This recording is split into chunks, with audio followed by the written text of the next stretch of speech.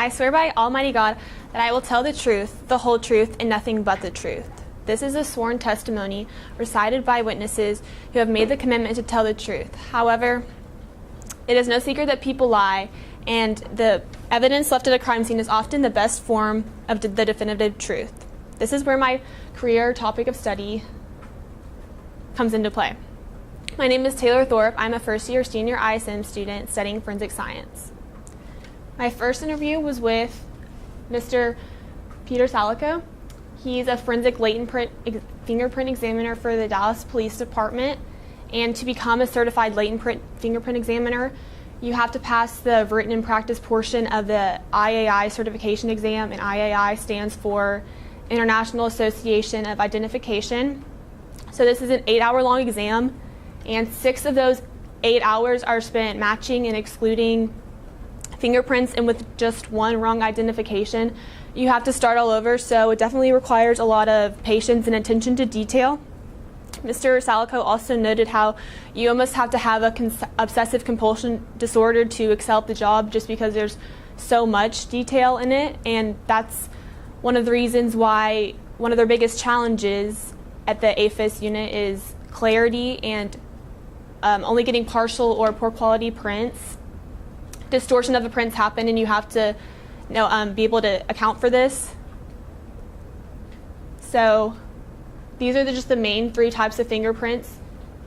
You have the arch, the loop, and the whorl, and then these are the main 3 types that you have. So for instance, I have like an arch, but then I have a whorl. I have a loop on my thumb, so it just depends.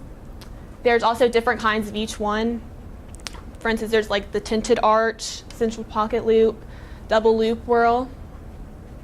Also, Mr. Salico made note of how he's been working in the field for a while, over 18 years, but some of his younger colleagues who are newer to the job, they have that innate ability to see the fingerprints faster than he can.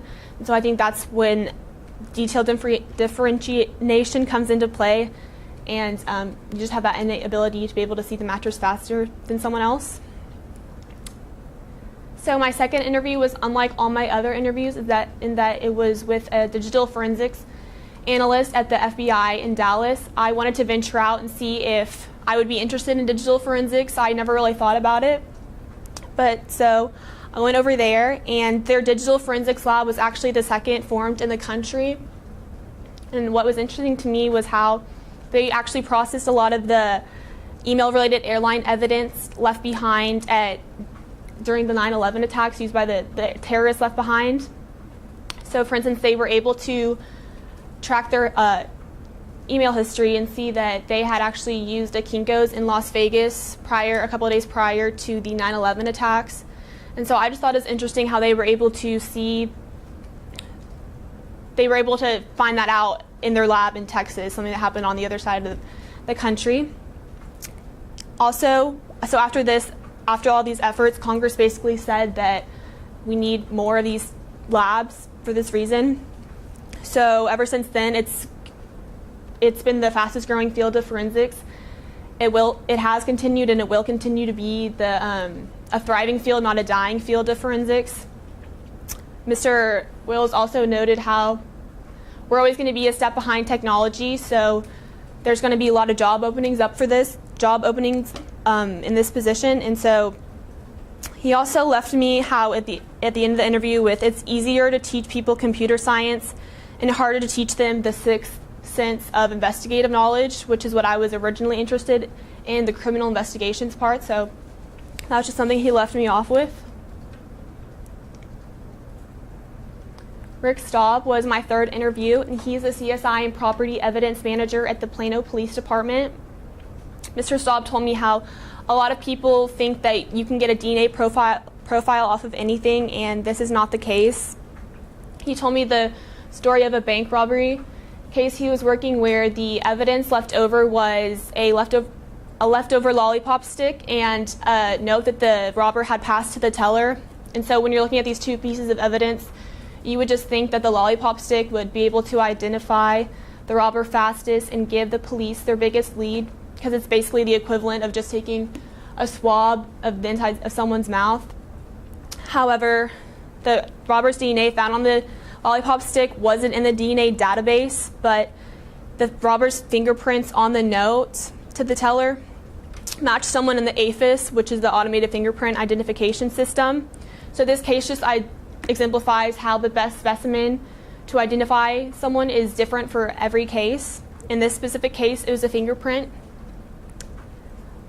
Also, I don't know if y'all know, but there was the Christina Morris case that happened at the Shops at Legacy, where she was a 23-year-old who went missing at the Shops Legacy August 30th in 2014. She was last seen walking into the parking garage with Enrique Orochi, who was a former friend that she had.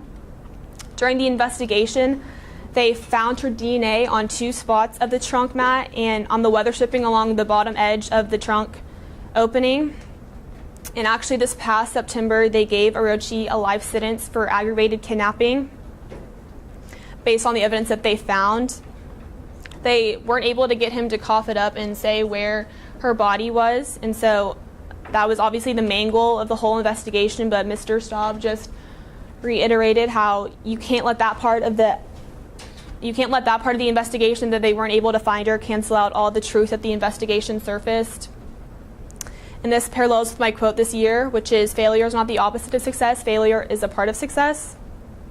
Sometimes you've processed all your evidence correctly and you still don't get the results you want, but you can't let that set you back. I also interviewed Jennifer Nguyen, who is the owner of Veritas Forensics, and she used to be a crime scene investigator at the Frisco, Plano, and Richardson Police Department. So she made note of how on TV you're not getting the truth of forensics. It might take them 30 seconds to enter a fingerprint into the system and get a match, but in real life it takes a lot longer, and you don't just get a match that quick. And obviously you don't solve a case in an episode's length, obviously, but it was interesting because right now she's working on a 32-year-old murder case in Baton Rouge where 2 suspects were found guilty, and the family reached out to her, and now they're trying to find the victim's remains. So I think it's cool how she's able to work with this case, even though it's, she's not in Baton Rouge, she's still able to lend her advice and her expertise to the case. She also stressed how it can be an emotionally taxing job. The things you're going to see, smell, and touch in forensics, nothing can prepare you for that. It definitely takes a toll on you, so you have to be able to compartmentalize those things and not let it bother you or interfere with your performance. Another thing that was interesting was that we were on the same season of Criminal Minds, so we were just talking about that and fangirling over that as well. I plan on asking her to be my mentor. I think she has a lot of wisdom about forensics, and I learned so much just from one interview that I just can't imagine what I would learn from her in a whole mentorship. She's also really close, so that's a good thing as well. My 5th interview was with Tamika Robinson. She's a criminalist at the Frisco Police Department across the street. So she got interested in criminal investigations after her father was a victim of a homicide. She reiterated how it really does take a special kind of person wanting to deal with mangled bodies and getting called in at 3 a.m. because, criminals don't really care about your schedule or what's convenient for you. She also said how sometimes for Christmas she just doesn't even wrap her kids' presents. She just puts them in a box because she never knows what her schedule is going to be like.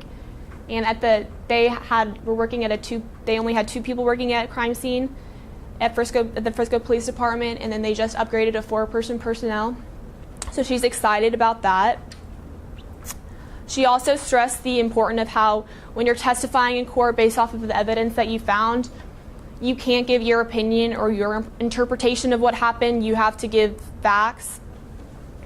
It's also important to never post or do anything that could jeopardize how people view you in court, how the jury views you. You don't want to do anything that could discredit you, which then discredits your testimony. It's very important to be smart on social media so it doesn't jeopardize how credible you sound. And so this is just how ethics and a good moral compass comes into forensics as well. So throughout my research this year, I have learned a lot of how forensic disciplines are being questioned, specifically by the White House Council of Advisors on Science and Technology, because of flawed forensic feature comparisons that have led to miscarriages of justice. A lot of past cases are opening up, a lot of them exonerating people because DNA proves evidence wasn't that strong back then. So for my original work, I plan on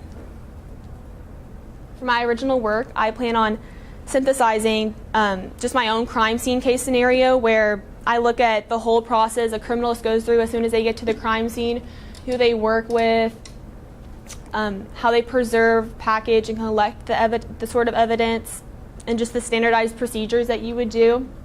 Obviously, each case is different, so I'm just going to kind of create my own and just kind of work through how I would work through it to ensure success. Because I believe that there is no perfect crime, only imperfect investigations.